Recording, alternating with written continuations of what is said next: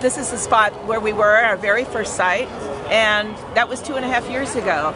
We've moved, this is our 17th move, and nothing has been done with this land in all that time, so we could have just been left here, couldn't we? This could be our permanent site, and we're hoping that it is. Greetings, citizens of the world. We are anonymous. It has come to our attention that the Seattle City Council members have made a decision that will potentially disband all residences of the Nickelsville tent community.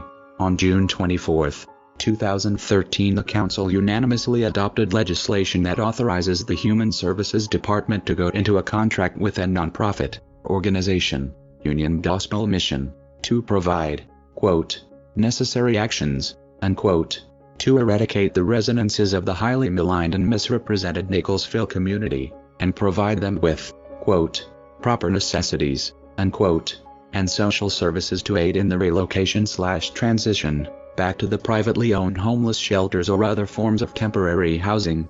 The council bill also authorized $500,000 in new general fund dollars to be used, supposedly, to help aid in the welfare of the residences as they transitioned out of Nickelsville. The $500,000 will help many things, none of which is for the greater good of these residents. These funds will go directly to the Union Gospel Mission to help pay for these so-called services, forcing now homeless families, with children and pets, to be separated from each other by CPS, and forced to seek refuge in a city-run homeless shelter, which are infested with bed bugs, lice, and other types of pests. Many of them are crawling with drug dealers, making it very difficult for many, and forces some to live in constant fear of others. The living conditions within these shelters are very dehumanizing, extremely unsanitary, and should be investigated and shut down, instead of focusing on Nickelsville, which is honestly the safest place for anyone seeking shelter.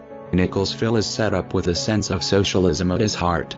Operations are highly organized within the community. They will never turn away anyone that is in need of help, unlike many non-profit/privately owned shelters. The living conditions within Nickelsville are above and beyond sanitary. In fact, the conditions are superb. Given that the resources are very minimal, they make it work, despite all the very negative accusations from the city council stating that residents in the surrounding community have expressed concerns about environment contamination and the public safety impact of the encampment for campers in the surrounding neighborhood.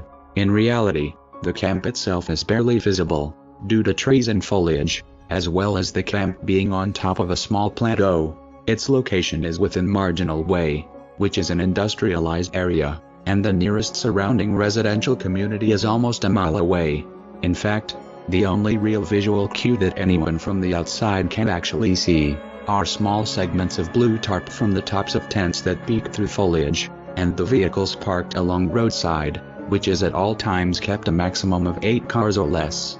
The overall upkeep of Nickelsville has always been delegated with attention paid to safety first.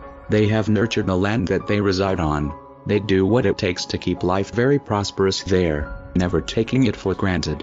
There's a great sense of pride within the community that shows anyone that, even though they've hit the hard ground in life, they have what it takes to stay human and change an iron floor to velvet carpets.